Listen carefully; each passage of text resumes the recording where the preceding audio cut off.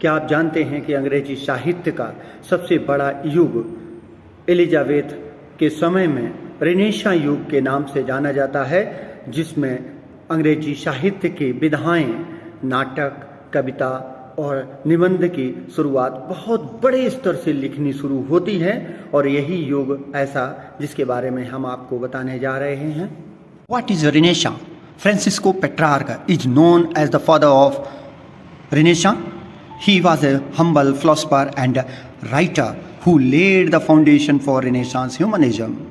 Renaissance literature was a cultural rebirth that explored themes of humanism, individualism, and classical learning.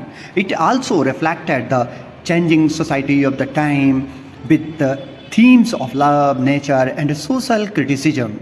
Generally described as taking place from the 14th century to the 17th century, the Renaissance promoted the rediscovery of classical philosophy, literature, and art. The Renaissance in English literature was a period of artistic, cultural, and scientific rebirth that took place during the reign of Queen Elizabeth I, 1558 to 1603. It's also known as the Elizabethan Age or the Age of Shakespeare. Francisco Petrarch को renaissance के जनक के रूप में जाना जाता है। वे एक मानवतावादी विचारक, दार्शनिक और लेखक थे जिन्होंने रेनेसां मानवतावाद की नींव रखी।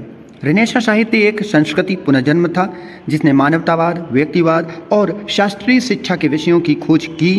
इसने प्रेम, प्रकृति और सामाजिक आलोचना के कवियों विषयों के साथ उस समय के बदलते समय को भी प्रतिबिंबित किया।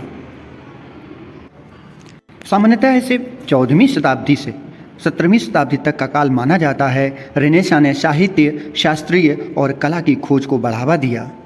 इंग्लिश लिटरेचर में रेनेसां संस्कृति और वैज्ञानिक पुनर्जन्म का काल था जो महारानी एलिजाबेथ प्रथम 1558 से 1603 के शासनकाल के दौरान हुआ था। इसे एलिजाबेथन एज के नाम से तथा शेक्सपियर के एज के नाम से जाना जाता है।